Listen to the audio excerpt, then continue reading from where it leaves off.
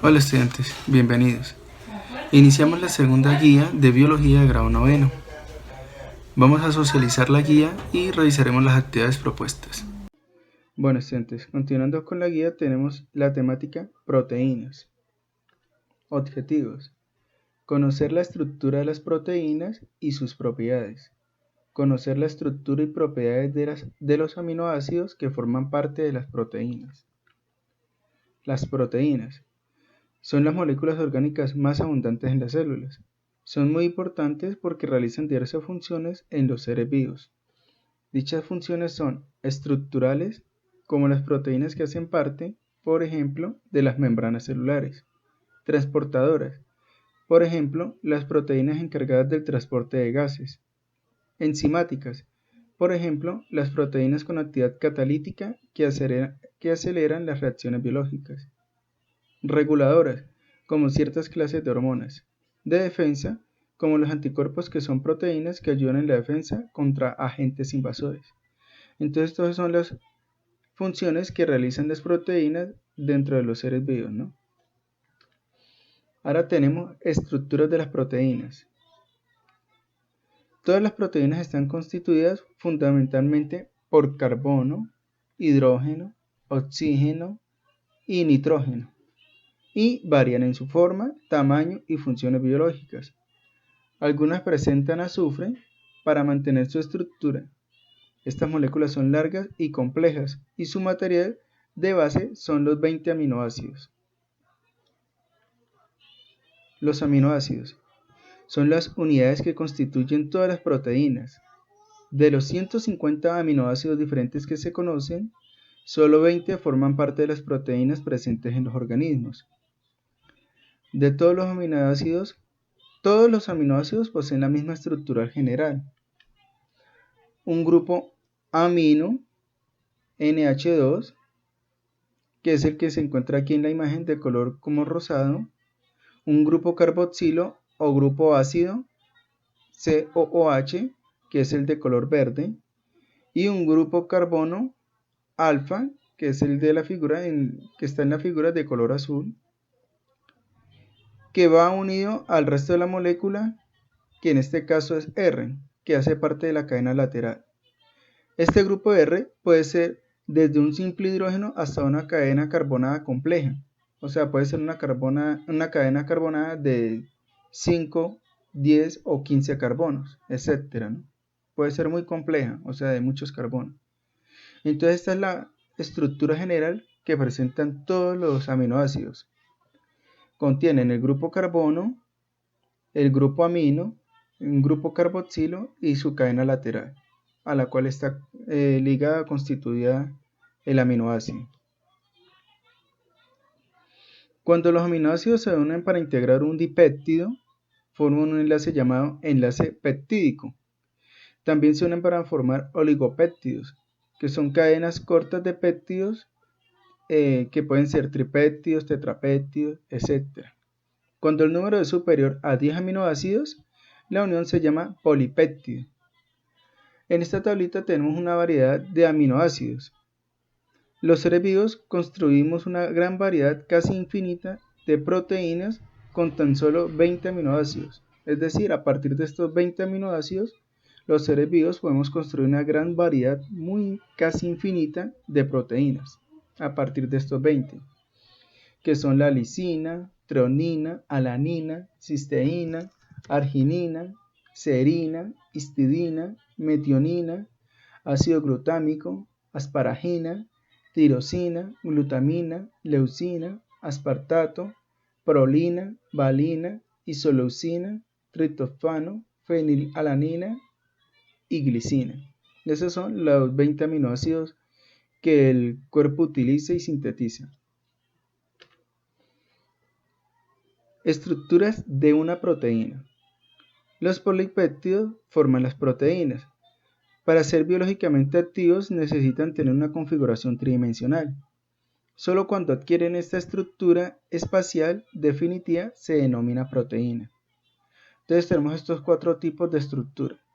La estructura primaria es la secuencia específica de aminoácidos que forman las cadenas polipeptídicas de la proteína, es decir, número, tipo y orden de sus aminoácidos. Esta secuencia de aminoácidos está codificada genéticamente, es la que tenemos en el primer recuadro del lado izquierdo en forma lineal. Estructura secundaria. Es el plegamiento de ciertas partes del polipéptido mediante puentes de hidrógeno. Este da origen a estructuras de forma de hélices alfa y hoja plegada beta. Entonces es el siguiente cuadro que tiene como si fuera una espiral. Estructuras terciarias. Es la forma tridimensional dada por la interacción de los grupos R que tienen como resultado múltiples plegamientos. Recuerden que los grupos R son las cadenas carbonadas, ¿no? Que pueden ser sencillas o complejas. Y enrollamientos que dan origen a estructuras globulares solubles y estructuras fibrosas, insolubles, que se mantienen unidas por fuertes enlaces conocidos como puentes disulfuro. Es la tercera casillita donde está la estructura de color amarillo. Y la última que encontramos es la estructura cuaternaria. Es un ordenamiento múltiple de cadenas polipeptídicas iguales o diferentes con estructuras terciarias mediante enlaces débiles. La estructura cuaternaria no es alcanzada por todas las proteínas. Un ejemplo de este tipo de estructura corresponde a la hemoglobina, la proteína de la sangre, de los vertebrados y algunos invertebrados, que se encarga del transporte de oxígeno y dióxido de carbono. El código genético es el lenguaje que se utiliza para transmitir la información hereditaria. Así como existe un alfabeto con el cual se pueden armar un sinnúmero de palabras, los seres vivos tienen una especie de alfabeto que se encuentra codificado en la molécula de ADN y el cual, al interpretarlo, permite sintetizar las proteínas. Actualmente se conoce que las letras del código genético son los nucleótidos. Las palabras están formadas por conjuntos de 3 nucleótidos, conocidos como codones.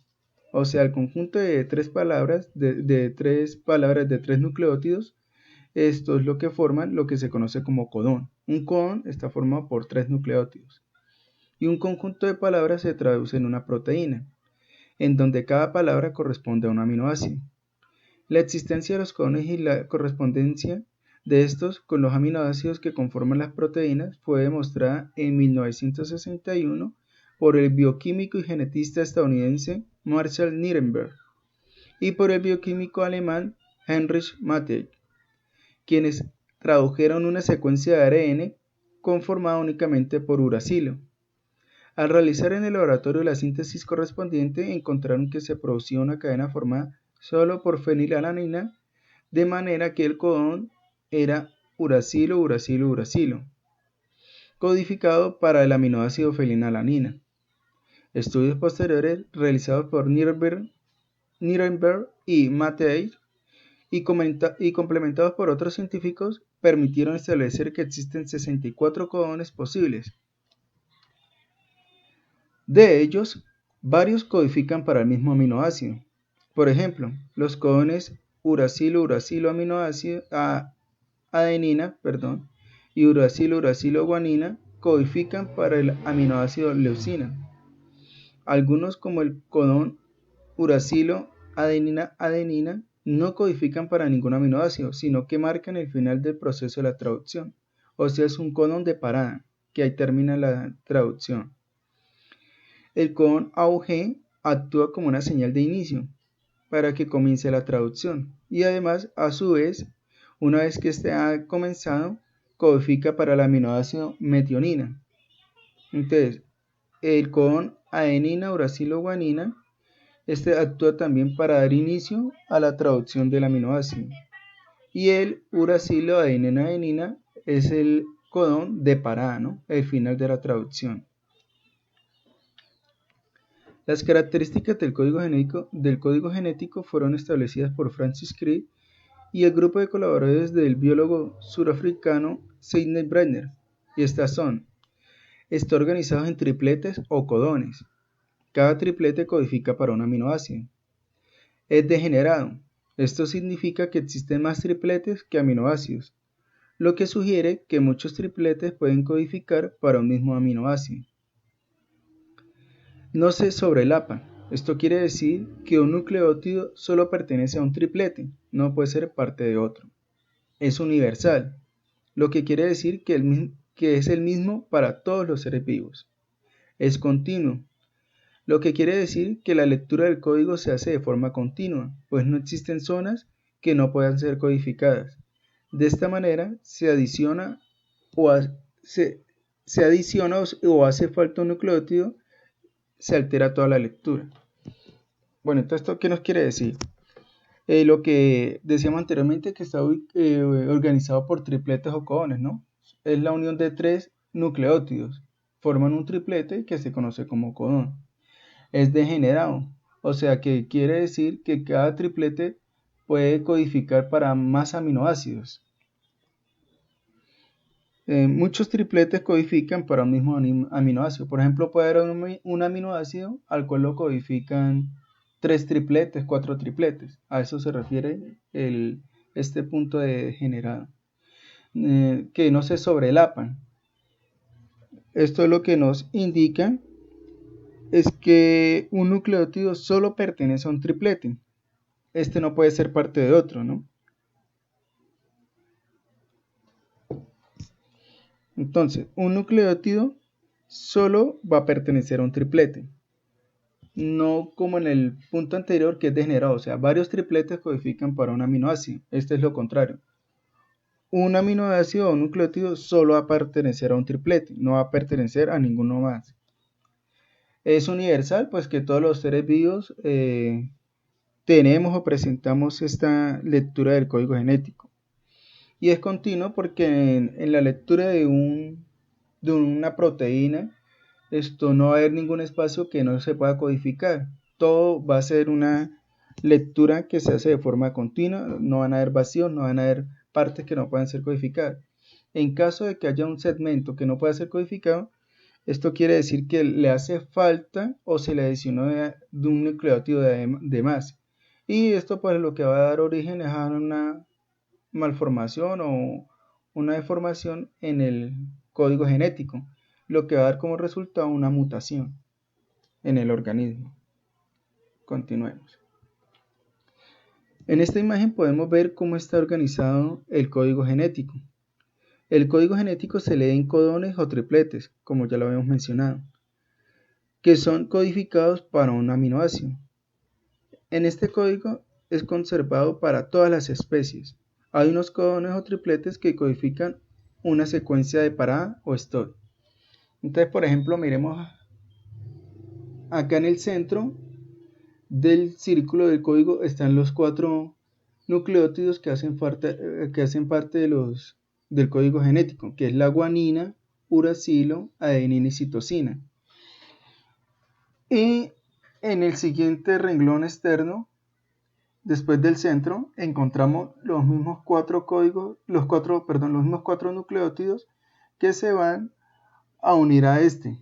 Por ejemplo, en el caso de la guanina, entonces este tiene los otros 4 nucleótidos: guanina, adenina, citosina y uracilo.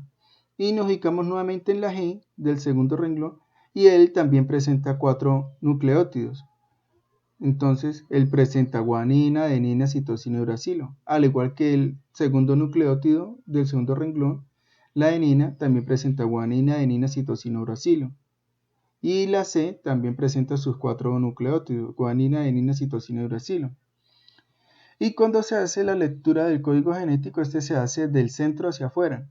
Por ejemplo, necesitamos saber qué triplete codifica el aminoácido leucina.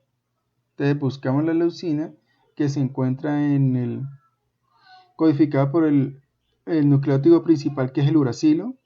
Entonces de ahí partimos, lo buscamos. Entonces encontramos que el uracilo, adenina o uracilo, guanina pueden codificar para el aminoácido leucina. O sea, esto era lo que se decía en lo de las reglas. Aquí hay 2 tripletes que codifican para un mismo aminoácido. Uracilo, adenina y uracilo, guanina codifican para el aminoácido leucina. Bueno, Vamos a ver un ejemplo como para tener una idea más clara de cómo se maneja el código genético. Entonces, ejemplo. Dada la siguiente secuencia de ADN, debemos encontrar la secuencia de ARN mensajero y los aminoácidos correspondientes. Entonces, para utilizar el código genético, se tiene que ir desde el centro del círculo al exterior, como les explicaba ahora hace un momento. Entonces, vamos a utilizarlo para desarrollar este ejemplo. Pero antes debemos encontrar la cadena complementaria ARN mensajero para esta cadena de ADN. Como podemos ver, esta cadena de ADN que está acá en el ejemplo viene en dirección 3' a 5' y tiene los siguientes nucleótidos. Tiene adenina, timina, adenina, citosina, citosina, guanina, guanina, adenina y timina. Para este tema de los nucleótidos, recordemos lo de la guía pasada, ¿no? Por si no lo recuerdan bien, péguenle una repasadita para que lo vuelvan a tener claro. Lo de los nucleótidos correspondientes al ADN y al ARN. De igual forma, aquí en la parte superior vuelvo y los plasmo. Para el ADN, recuerden que es adenina, timina y guanina, citosina.